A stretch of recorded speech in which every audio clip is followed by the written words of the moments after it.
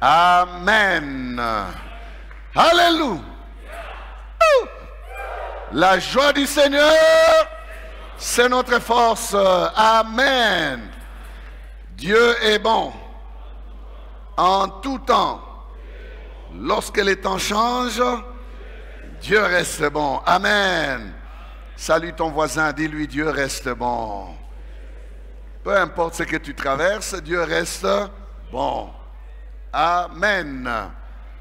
Que le Seigneur soit béni, qu'il soit loué. Soyez à l'aise dans sa présence. Nous ouvrons la parole de Dieu dans Luc chapitre 14, le verset 25 au 27e verset. Je vais lire pour nous tous. Des grandes foules faisaient route avec Jésus.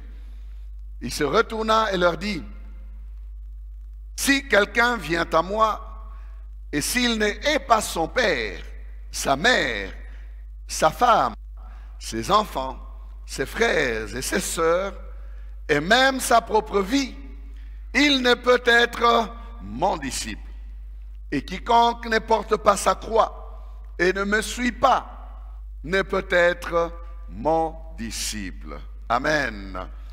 Jean chapitre 8, verset 58, Jésus leur dit, « En vérité, je vous le dis, avant qu'Abraham fût, je suis. » Est-ce qu'on peut proclamer cette parole ensemble? Jésus leur dit, je vous le dis, avant qu'Abraham fût, je suis. Amen. Bon appétit.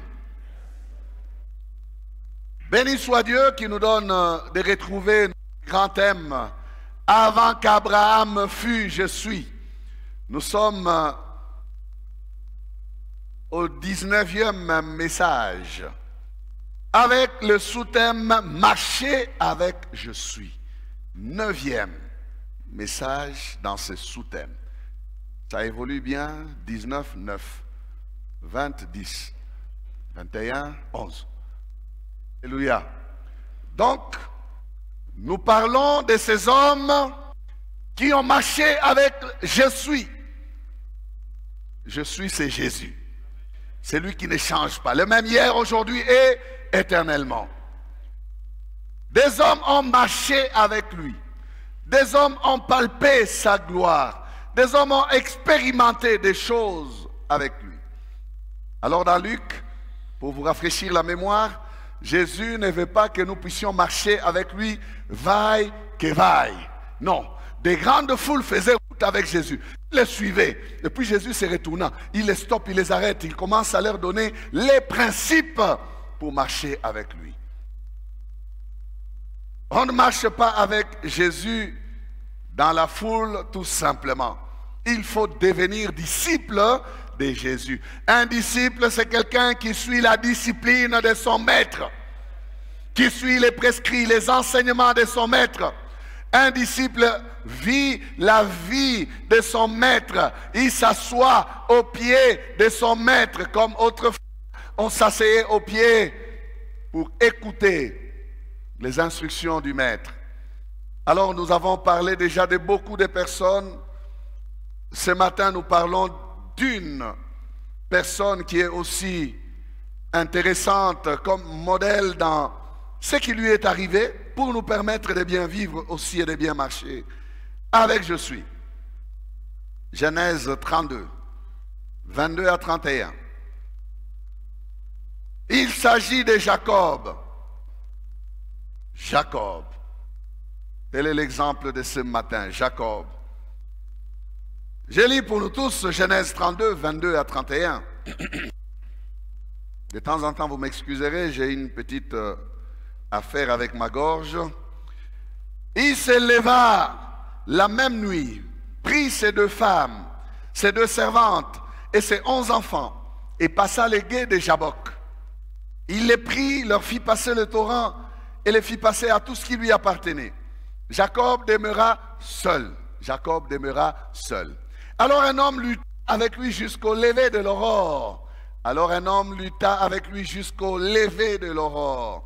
Voyant qu'il ne pouvait le vaincre, cet homme le frappa à l'emboîture de la hanche. Il le frappa à l'emboîture de la hanche. Et l'emboîture de la hanche de Jacob s'est démis pendant qu'il luttait avec lui. Il dit, laisse-moi aller, car l'aurore se lève. Et Jacob répondit, je ne te laisserai point aller, que tu ne m'aies béni. Il lui dit, quel est ton nom? Et il répondit, Jacob. Il dit encore, ton nom ne sera plus Jacob, mais tu seras appelé Israël, car tu as lutté avec Dieu et avec des hommes, et tu as été vainqueur. Jacob l'interrogea en disant, fais-moi, je te prie, connaître ton nom. Il répondit, pourquoi demandes-tu mon nom? Et il le bénit là. Et il le bénit là. Jacob appela ces lieux du nom des Péniel, car dit-il, j'ai vu Dieu face à face, et mon âme a été sauvée. Le soleil se levait. Lorsqu'il passa Péniel, Jacob boitait de la hanche. Amen. Jacob, il est en train de revenir après avoir passé une période de plus de 20 ans chez Laban, son oncle, frère de sa mère Rebecca, mais qui va devenir aussi son beau-père. Il rentre parce que Dieu lui a dit de se lever et de rentrer. Le temps était venu pour que Jacob retourne dans la terre promise. La terre qui a été promise à son père Abraham, à son père Isaac et à lui-même. Même lorsqu'il fuyait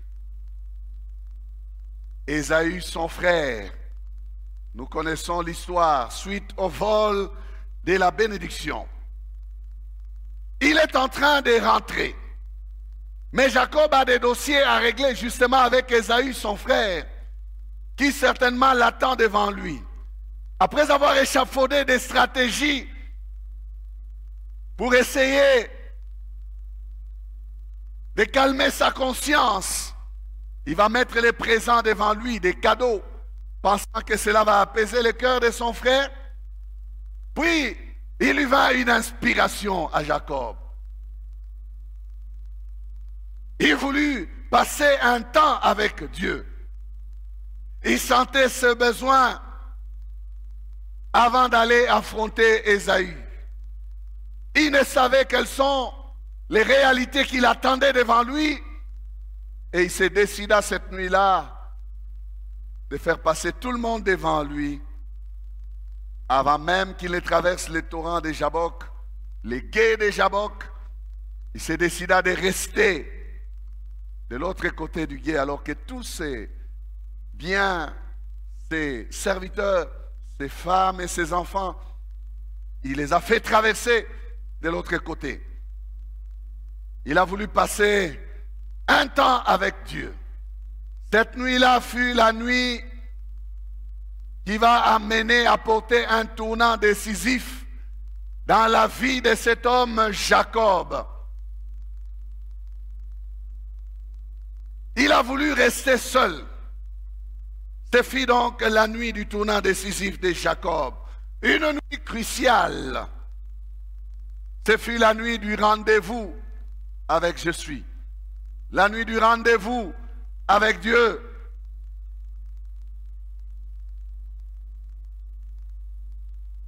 Verset 24. Jacob demeura seul. Alors un homme lutta avec lui jusqu'au lever de l'aurore. Alors un homme lutta avec lui. Non, ce n'est pas Jacob qui est allé vers cet homme. Il n'a pas vu un intrus, il n'a pas vu un voleur, non. Il n'a pas vu un brigand qui est venu l'attaquer, non. Un homme est venu lutter avec lui. Cet homme, c'est l'ange de l'Éternel. Parce que tous ces récits nous les prouvent et nous les montrent. Il refuse de donner son nom à Jacob parce que son nom est merveilleux certainement. Et il peut bénir. Il a béni Jacob. Je suis en train de répondre à quelqu'un qui pouvez juste dire, mais on a écrit un homme lutta avec lui. Non, non. Cet homme, c'est un ange. Alléluia.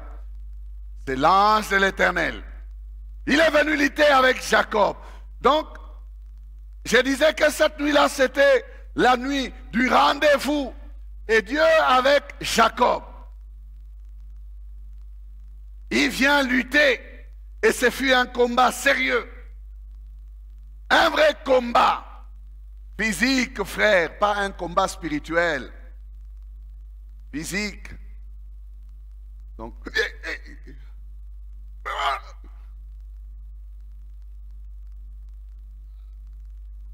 Jacob résistait.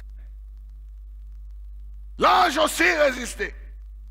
Jacob était fort. Vous avez déjà vu les catchs, non? À un moment, on se pousse. Wow, tous les deux tombent, boum. Il se lève encore. Un combat sérieux. J'aime ce que la parole dit. Voyant qu'il ne pouvait le vaincre, cet homme le frappa à l'emboîture de la hanche. Et l'emboîture de la hanche de Jacob s'est démise pendant qu'il luttait avec lui. Donc Jacob était un homme tenace. Un homme tenace. Comment tu vas lutter avec moi? Je ne me laisserai pas faire. Oh, je ne me laisserai pas. Acha, ouais, Voyant qu'il ne pouvait le vaincre, cet homme le frappa à l'emboîture de la hanche. Cet homme n'était pas un homme, hein? C'était un ange de Dieu, c'était l'ange de l'Éternel. Voyant qu'il ne pouvait le vaincre, il va utiliser une prise de finition pour mettre Jacob KO. Il reçut les coups qui certainement l'affaiblit et l'obligea à lâcher prise. Et c'est là où l'ange va continuer sa mission. Verset 27, il lui dit, quel est ton nom? Il répondit, Jacob. Il dit encore, ton nom ne sera plus Jacob, mais tu seras appelé Israël, car tu as lutté avec Dieu et avec des hommes, et tu as été vainqueur. Alléluia. Ça, ce n'est pas Jacob qui dit, je t'ai gagné, non. L'ange a vu la ténacité de Jacob. Il disait à Jacob, laisse-moi aller. Jacob lui disait, je ne te laisserai pas aller, que tu ne m'aies béni. C'est comme si Jacob percevait déjà dans son esprit des brins sur la nature de cette personne, sachant que ce n'était pas un homme ordinaire. C'est quelqu'un qui était différent des hommes ordinaires. Jacob percevait cela. Voilà pourquoi Jacob va demander à cet homme-là de dire, je ne te laisserai pas aller, que tu ne m'aies béni. Mais revenons d'abord à voyant qu'il ne pouvait le vaincre. Frères et sœurs, la leçon c'est laquelle? Dieu veut travailler en nous jusqu'à mettre toute résistance de la chair KO. Non, ton amen est faible. Dieu va lutter avec toi si tu es enfant de Dieu. Dieu viendra lutter avec toi si tu es chrétien pour t'aider à ce que tu arrêtes de résister. Tu cesses toute résistance. Est-ce que tu es avec moi? Tant qu'il y aura de la résistance, la lutte ne cessera pas. Tant que la chair réagira, la main de Dieu n'arrêtera pas de nous tailler, frères et sœurs. Dieu veut nous tailler, et s'il faut nous briser, il va nous briser pour que nous puissions cesser avec toute résistance. Il y a bien souvent chez trop de chrétiens une résistance charnelle qui ne laisse pas le Seigneur accomplir son œuvre parfaitement en nous. Alors il va utiliser la méthode forte appelée le brisement. Dis avec moi, brisement. Le brisement. Voilà l'objectif que Dieu poursuivait dans Jacob. Les brisements est l'objectif que Dieu a voulu atteindre cette nuit-là, dans le corps même de Jacob. Le brisement est nécessaire si nous voulons mener une vie de victoire. C'est ça, 2 amen. Le brisement est nécessaire si nous voulons mener une vie de victoire. Frère, tu veux mener une vie de victoire dans le Seigneur, dans ta marche avec Jésus, pour que tu sois brisé. Nous avons trop de personnes non brisées, trop de prédicateurs non brisés, trop de frères non brisés, trop de sœurs non brisées, qui ont encore un grand moi. Vous touchez, il est monté déjà sur ses grands chevaux. Il est parti pour la colère. Il est parti pour les injures. Il est parti pour se fâcher. Il est parti pour l'amertume. Il est parti pour les regrets. Il est parti pour être froissé. Dieu va continuer son travail sur toi. Si c'est de toi qu'il est question, jusqu'à ce qu'il te brise. Dieu veut nous casser, frère. La chair ne sert de rien. Il y a trop de chair chez nous. Trop de chair en nous. Trop de chair. Trop de chair. Trop de chair. Oh, je me lutte avec Dieu. Combien de fois je me regarde moi-même, je dis, est-ce que c'est toi qui pouvais dire des choses? Arrête. Je tape sur la chair. Je dis, Seigneur, aide-moi encore. Frère, Dieu a besoin de nous tailler.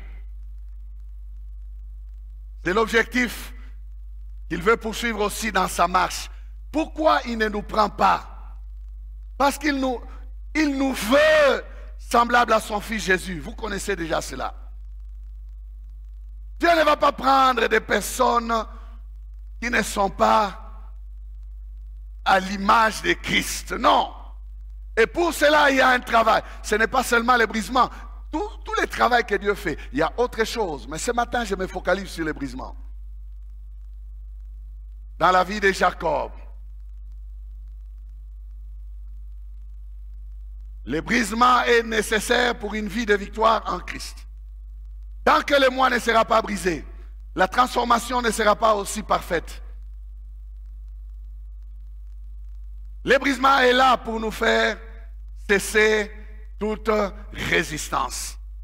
Un homme brisé se laisse conduire facilement par le Seigneur. Quand il a voulu briser Saul de Tarse, il lui a prévenu. Il a dit, il te sera difficile de regimber contre les aiguillons. Je vais te piquer de telle manière que Paul, tu auras des problèmes pour m'échapper. Je vais te cribler. Il l'a jeté à terre. Où est l'orgueil de cet homme avec ses lettres? Alors qu'il allait arrêter les chrétiens, il s'est retrouvé aveugle, brisé, cassé, à genoux devant je suis.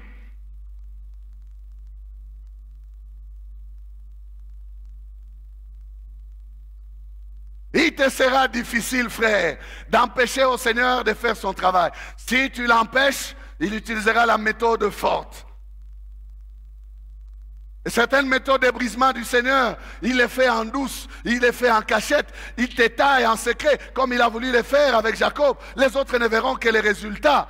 Mais certaines fois, lorsqu'il y a manque d'humilité de notre part, le Seigneur recourt même au scandale pour casser alors définitivement tout l'orgueil de la personne. Tu es foutu, foutu, foutu. Comme ça là, tu es bien brisé. Laisse le Seigneur travailler. Laisse-les travailler. Ne résiste pas. Un homme brisé est un homme à la démarche transformée. Il ne marche plus comme il marchait autrefois dans son orgueil. Il ne marchera plus comme il marchait autrefois dans sa vanité. Non, non, il va changer de démarche. Quand on a regardé Jacob, c'est là, en train de traverser les guets de Jabok, Jacob boitillait. Et on pouvait lui poser la question, mais Jacob, comment est-ce que tu boites? Qu'est-ce qui s'est passé? Il me dit, Dieu a lutté contre moi, mais j'ai été vainqueur. Alléluia. Vous savez, l'arbitre c'était Dieu lui-même. Dans ce combat-là, l'arbitre c'était Dieu lui-même. Ce n'est pas Jacob qui a dit, j'étais gagné. Tu vois, j'étais retenu jusqu'à l'aurore. Non, non. Non, c'est l'ange. Alléluia. Un homme brisé est un homme à la démarche changée, transformée. Arrête de marcher comme un païen. Arrête de marcher comme quelqu'un qui ne connaît pas le Seigneur. Et laisse le Seigneur transformer ta conduite. Jacob n'a plus de possibilité de courir, ni de fuir Ésaü. Voilà, il est foutu. Un homme brisé, c'est un homme qui se remet maintenant, ou qui s'en remet maintenant à Dieu. Un homme brisé a tout vécu. Il n'a plus peur des combats. Il n'a plus peur des problèmes. Il sait que son Dieu l'assistera. Il s'attend à son Dieu. Il dit, Ésaü, quel que soit ce que tu vas me faire, je n'ai pas de problème. Je viens à ta rencontre. J'ai lutté avec Dieu. J'arrête avec mes stratégies. Je ne compte plus sur mes moyens. Je me laisse totalement entre les mains de celui que je viens de voir toute cette nuit. Il a des paroles qu'il vient d'entendre de l'ange qui résonnent dans son cœur. Ton nom ne sera plus Jacob, mais tu seras appelé Israël. Car tu as lutté avec Dieu et avec des hommes, et tu as été vainqueur. Oh, je pense que Jacob pouvait se dire, Ésaü, quelle que soit la guerre que tu as placée devant ma route, sur ma destinée, là d'où je viens, j'ai gagné là-bas. Là d'où je viens de gagner un ange de Dieu. Il m'a dit, je suis vainqueur. Je crois que je serai encore vainqueur dans les combats que tu me places sur ma route. Il se disait cela dans sa pensée. Si Ésaü est un homme, l'ange m'a dit, tu as lutté contre les hommes, tu as été vainqueur. Je lutterai encore contre cet homme et je serai vainqueur. Je n'ai plus peur de lui. Laban ne m'a pas vaincu. Ésaü, tu ne me vaincras pas, car Dieu est avec moi. Du reste, j'ai une nouvelle bénédiction. Ce n'est pas cette bénédiction que j'étais volée quand je m'enfouillais. Mais j'ai une bénédiction plus supérieure, plus grande encore, qui n'est pas celle d'un homme. Une bénédiction que je n'ai pas volée. Une bénédiction qu'il m'a accordée parce que j'ai lutté jusqu'au matin contre l'ange de l'Éternel. Donc, je suis en train de décrire là un homme déterminé. Un Jacob déterminé qui rentre dans la terre promise. Cet homme Jacob a eu deux grands moments dans sa vie. Deux grands moments dans sa vie. Et ces deux moments sont caractérisés par la manifestation de je suis. Le premier moment, c'est quand il s'enfouillait de devant Ésaü pour qu'il ne le tue pas. Quand il est parti vers Laban. Ça, c'est le premier moment. Le second moment, c'est quand il revient de chez Laban. Et quand il va à la rencontre, avant de rencontrer Ésaü. Deux grands moments dans la vie de Jacob.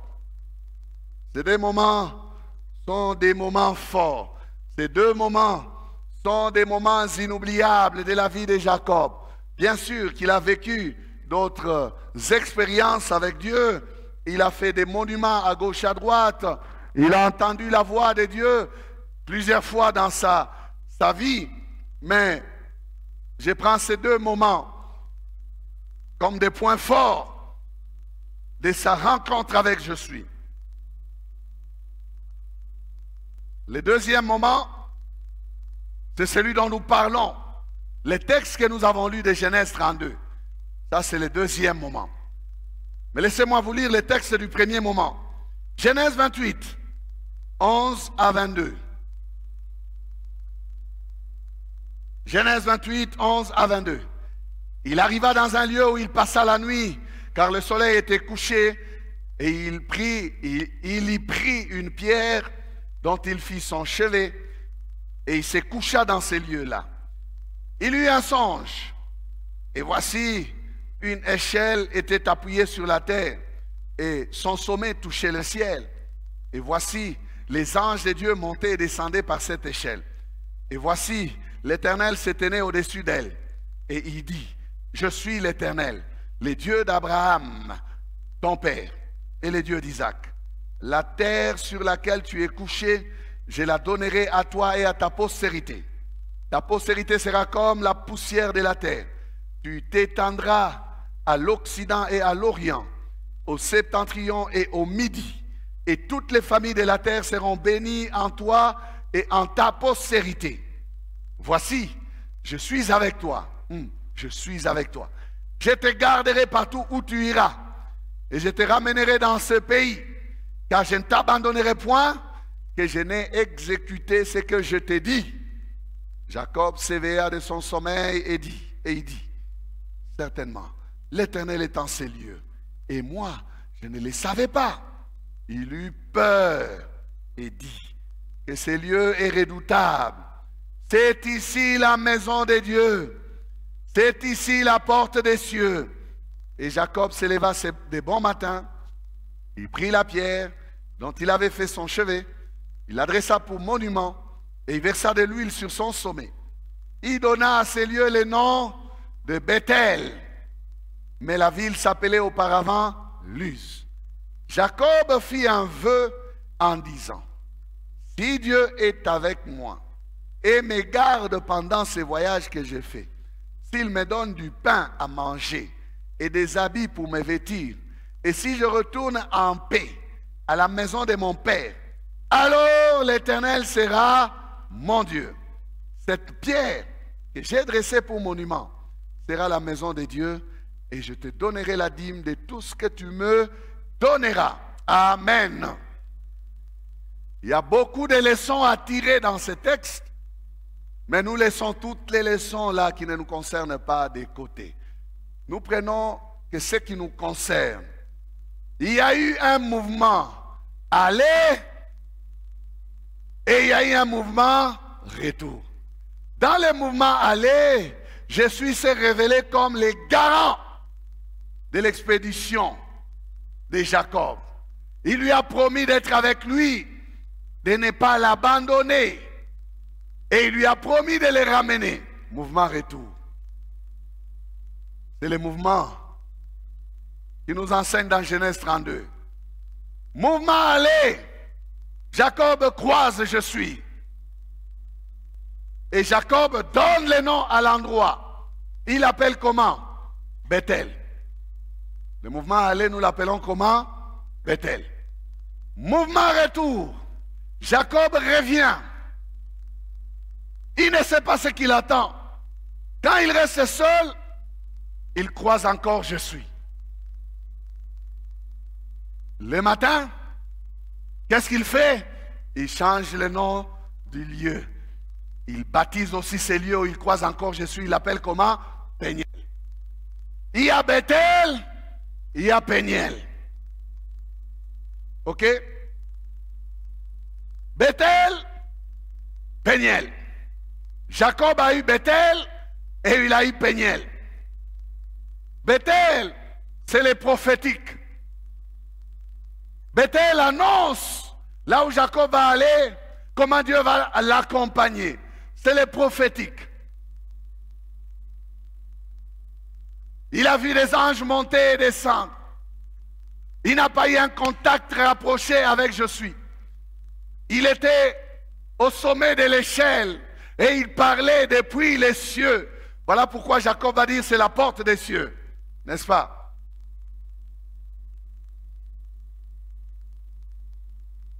Si Bethel c'est les prophétiques, si Bethel c'est les prophétiques, Péniel c'est les vécus, Péniel c'est le physique. Si Bethel, Dieu est au sommet, il est loin. Péniel, Dieu a touché Jacob. Jacob a lutté avec l'ange. Est-ce que tu comprends ces vérités? Bethel, c'est un songe. Péniel, c'est un live. Oh. Faut pas que tu me décourages. Péniel, c'est les révélations. Non, Bethel, c'est des révélations. Mais Peniel, c'est l'expérience vécue. Peniel, c'est toucher, toucher, toucher à la gloire de Dieu. Bethel, Jacob n'a eu que des paroles. Mais Peniel, Jacob a vécu la parole. Bethel, c'est la rencontre spirituelle. Mais Peniel, c'est la transformation. C'est la rencontre physique. Ce n'est pas quelque chose de loin. C'est l'expérience vécue. Bethel, c'est Dieu m'a parlé. Bethel, c'est Dieu m'a parlé. Il a parlé, il a donné des promesses. Mais Peniel, c'est j'ai vu Dieu face à face. J'ai vu Dieu face à face. J'ai vu Dieu face à face. Bethel, c'est le début de la marche. Jacob est en train de fuir. Mais Peniel, c'est la profondeur de la communion. On va entrer dans l'intimité. On a touché, palpé Dieu avec ses mains. Bethel, c'est la maison de Dieu. Peniel, c'est la face de Dieu. Bethel, ce sont des anges qui montent et descendent. Mais Peniel, c'est Jésus qui vient combattre lui-même contre Jacob. Oh mon frère, ma soeur, il y a un temps où dans ta marche, dans ma marche, nous ne devons pas rester au niveau d'être seulement de la maison de Dieu. Il faut avancer. Il faut arriver à vivre Peniel. Tu as un Bethel, mais expérimente aussi un Peniel.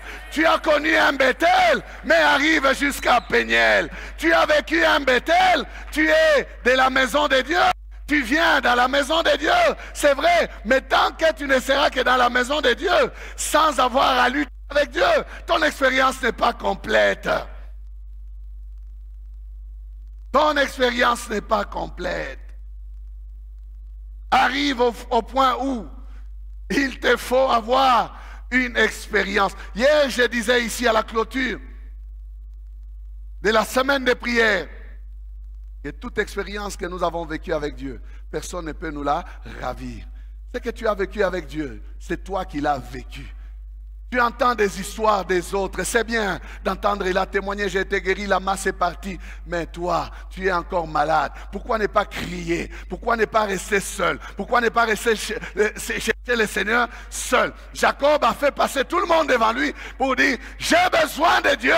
Je veux une expérience avant de franchir cet torrent. Je ne peux pas franchir ce torrent sans les croiser. Regardez Salut, il dit, je ne te laisserai pas aller avant que tu ne m'aies béni. Frère, ça veut dire qu'il y a des moments où dans la vie, tu dois chercher Dieu jusqu'à fatiguer. Tu dois chercher Dieu jusqu'au bout. Tu dois chercher Dieu jusqu'à ce qu'il se révèle. S'il se révèle à toi, tu as une expérience. Qui pourra te ravir cette expérience? Non, toi aussi tu auras un témoignage. Toi aussi tu auras à dire, je l'ai cherché, je l'ai trouvé. Je l'ai invoqué, il m'a exaucé. Je l'ai invoqué, il m'a répondu. Il m'a répondu. Tu pourras dire aussi, j'ai vu Dieu face à face. J'ai vu Dieu face à face. Il y a un temps où dans la marche avec je suis, c'est le contact physique qui doit prendre place. Nous sommes devenus des spécialistes de théorie. À un moment, il faut refuser des théories. Il faut dire, Seigneur, la parole que je lis là, je veux qu'elle passe des Écritures à l'expérience dans ma vie. Parce que tu l'as déclaré, je la saisis et je veux l'expérimenter.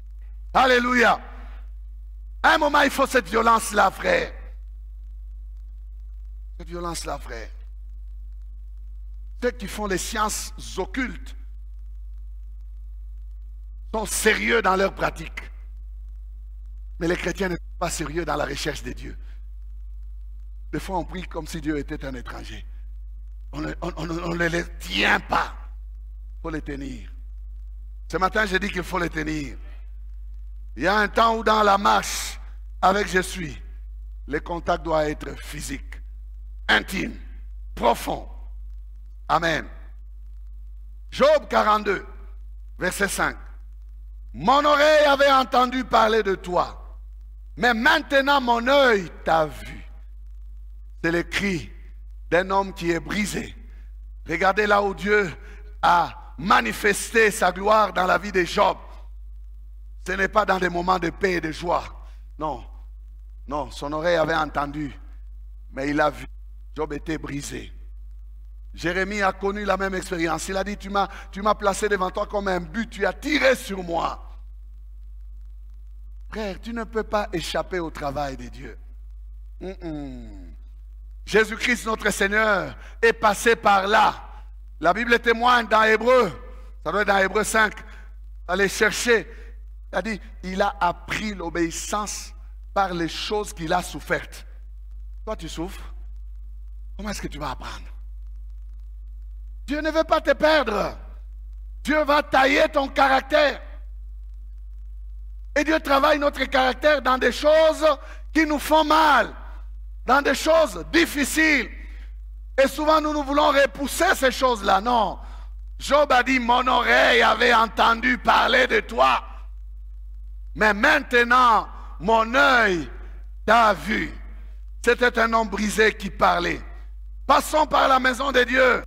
C'est très bien de venir à la maison de Dieu, mais ne fuyons pas lorsque l'épreuve arrive, lorsque la main de Dieu commence à nous saisir.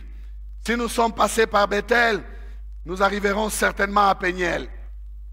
Ah oui, nous arriverons certainement à Péniel. Dieu ne laissa pas Jacob qu'avec Bethel. Non, il l'amena jusqu'à Péniel. Dieu attendait Jacob à Péniel. Oh, je prie que Dieu t'attende à ton Péniel. Je ne connais pas ton Péniel, mais Dieu s'arrangera pour te donner un Péniel où lui-même va se manifester. Péniel, c'est une expérience merveilleuse, même s'il y a les brisements. Mais je vois Dieu face à face. Que tu puisses le voir. Oh, que tu puisses le voir. Tu sais, quand tu vois Dieu même dans la douleur, tu as quand même vu Dieu. Et tu as quand même vu Dieu. Tu es rempli de la gloire de Dieu. Écoute ce que la Bible dit. Pour ceux qui voient Dieu face à face, il dit, nous tous qui plongeons, qui contemplons les visages découverts, qui les contemplons dans l'adoration, qu'est-ce qui se passe? Nous sommes transformés en la même image que la sienne, par le Seigneur l'Esprit. Nous sommes transformés. Donc, quand je dis voir Dieu, c'est quand même voir Dieu. Malgré ta douleur, il y aura une transformation. Malgré ta douleur, il y aura une marque que le Seigneur va faire dans ta vie. Malgré ta douleur, oh, tu peux pleurer, mais tu pleureras dans la maison de Dieu, dans la présence de Dieu, devant la face de Dieu. Alléluia. Devant la face de Dieu, frère. Il veut nous donner des bénédictions, c'est très bien. Mais il veut nous communiquer aussi son caractère. Et dis-le à ton voisin. Dieu veut te bénir, c'est très bien, mais il veut aussi que tu aies son caractère. C'est au niveau du caractère que ça fait mal. Au niveau de la bénédiction, nous tous nous aimons la bénédiction, nous sautons. Mais quand Dieu commence à coincer, là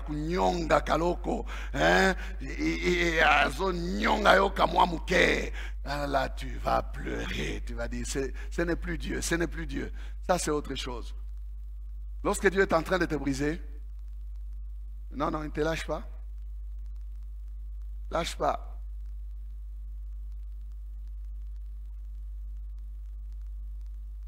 Jacob a expérimenté et Bethel et Péniel. Je pense que personne ne peut échapper à ça. Personne ne peut dire, oh, moi, je ne veux pas. Je viens de parler de Jésus-Christ, notre Seigneur, qui a appris l'obéissance par des choses qu'il a souffertes. Ça doit être Hébreu 5, 8. Si je ne tape pas à côté. Dieu veut te bénir, mais il veut surtout aussi te communiquer son caractère. La marche avec Jésus est une marche qui nous conduit au brisement. Nous passons aussi par le brisement. Et personne ne peut échapper. Le brisement est la technique que Dieu utilise pour nous transformer radicalement et totalement. Quand vous lisez l'histoire de Jacob, fini la ruse, fini les tromperies, fini l'agitation. C'est un papa qui va maintenant élever ses enfants dans le calme et la tranquillité dans la terre promise. Jusqu'à ce que Joseph vienne de sortir de là pour l'amener en Égypte. Et puis, il va mourir là, en Égypte. Et il va dire à ses enfants de ne pas les laisser là. Et on va ramener son corps et le pleurer, l'enterrer dans la terre promise. Fini la vie d'agitation après le brisement. C'est la vie tranquille et paisible.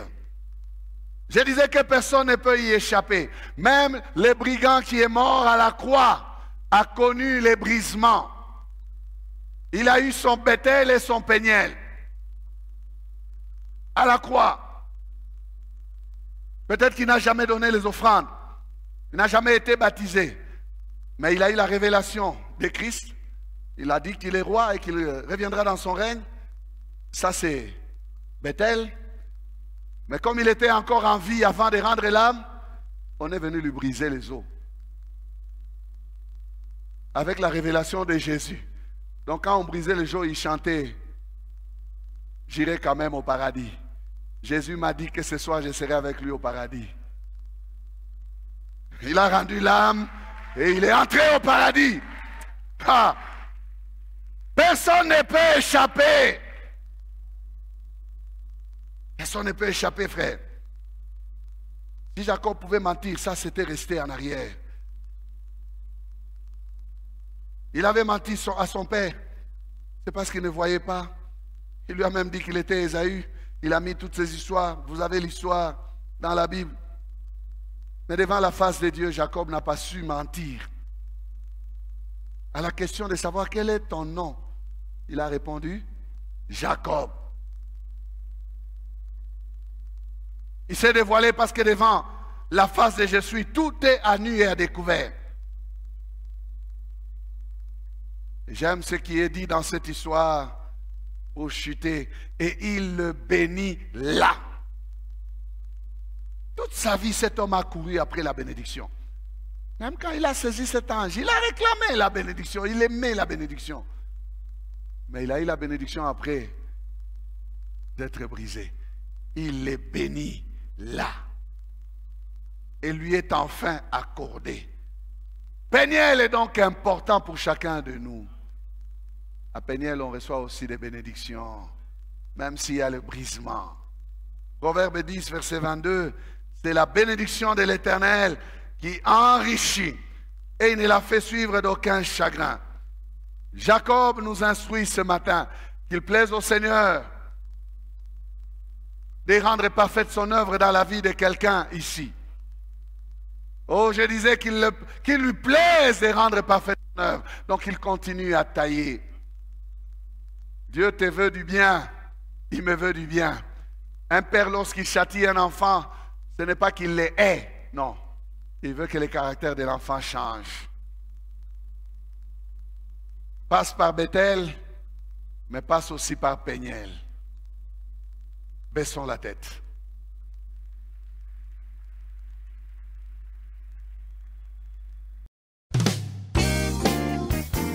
Bien-aimés, nous vous remercions d'avoir suivi ce message et nous prions pour que la grâce du Seigneur continue à agir dans votre cœur et que le message puisse apporter des fruits pour lesquels Dieu l'a envoyé chez vous.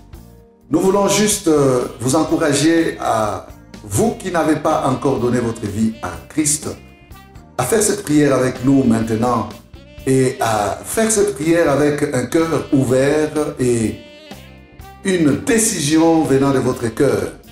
Vous pouvez juste prier avec nous maintenant, en répétant ces paroles après moi et en disant ceci.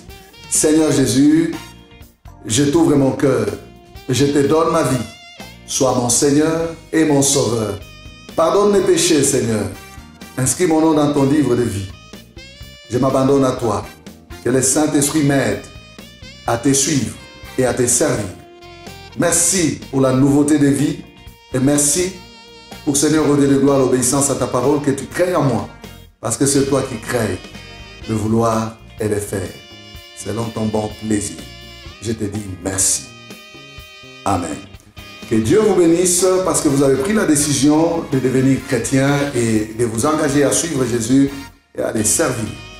Vous pouvez nous contacter au numéro qui apparaît à l'écran et nous serons toujours disposés à répondre à vos questions, à vos préoccupations. Nous sommes là pour vous servir et nous serons aussi heureux d'avoir un temps de prière avec vous dans nos installations 6 avenue Kasavubu, Sandoa, à l'église La Parole Éternelle, ici à Lumbashi. Que Dieu vous bénisse, que sa grâce et sa paix soient dans vos maisons. Au revoir, nous vous aimons.